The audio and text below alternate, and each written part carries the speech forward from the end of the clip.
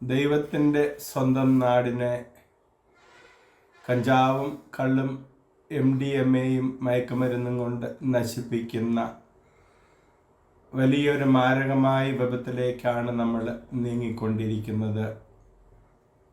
അറിഞ്ഞോ അറിയാതെയോ പ്രതികരിക്കാൻ മറന്നുപോകുന്ന ഒരു ജനത വരുംകാല തലമുറകളുടെ വളർച്ചയ്ക്കും ജനനത്തിന് പോലും കോടാലി വയ്ക്കുന്ന വിപത്തിലേക്ക് നീങ്ങുന്നോ എന്ന് സംശയിക്കേണ്ടിയിരിക്കുന്നു.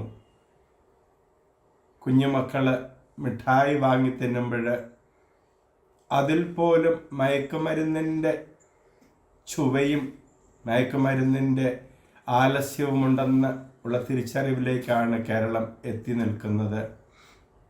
കുടിൽ വ്യവസായം പോലെ MDMA സിന്തറ്റിക്കായിട്ട് ഉൽപ്പാദിപ്പിച്ച് 150 കിലോയോളം മയക്കുമരുന്നൊക്കെ ഒറ്റ തവണ പിടിക്കുന്ന അവസ്ഥയിലേക്ക് തലസ്ഥാനം പോലും വീണു പോകുന്ന ഒരവസ്ഥയാണ് നമുക്ക് മുമ്പിൽ. നിയമവാഴ്ചയും തിരുത്തലും ഒക്കെ എവിടെയെന്ന് നമ്മൾ ചോദിച്ചു പോകുന്നു. ന്യായീകരണ തൊഴിലാളികൾ വാതോരാതെ സംസാരിക്കുന്നു. ഭൂമിയോട് ചേർന്ന് നടക്കണം, കാരണം പാമ്പും പഴുതാരിയും അവിടെയുണ്ടെന്ന് പറഞ്ഞ് നമ്മെ ഓർമ്മിപ്പിച്ച MT ഈ ഭൂമിയെ സ്നേഹിക്കാനും വരും തലമുറയെ വളർത്താനുമാണ് അമ്മയെക്കുറിച്ച് പുകഴ്ച പാടിയതും എഴുതിയതും. പക്ഷേ വരും തലമുറയ്ക്ക് വേണ്ടിയുള്ള നമ്മുടെ കരുതൽ എവിടെയാണ്?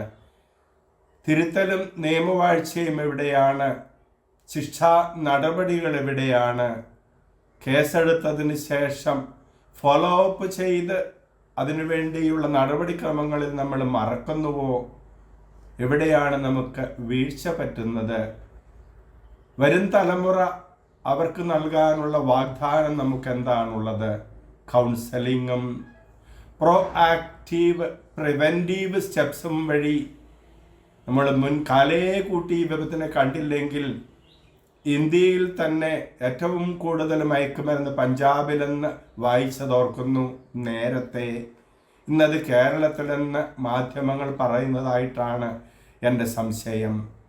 ഉണർന്ന് പ്രവർത്തിക്കാൻ ഉത്തരവാദിത്വമുള്ളവർ, ഉറക്കം നടിക്കുന്നവർ, നേതാക്കൾ, ഈ ജനതയുടെ ഭാവി കൈയാളുന്ന ഉത്തരവാദിത്വപ്പെട്ട എല്ലാവരും ഉണർന്ന് പ്രവർത്തിച്ചാൽ മാത്രമേ സാക്ഷര കേരളം ഭാവിയുടെ വാഗ്ദാനമായിട്ടുള്ള ഈ മക്കളെ ചേർത്ത് പിടിച്ച് വളരാൻ സാധിക്കൂ.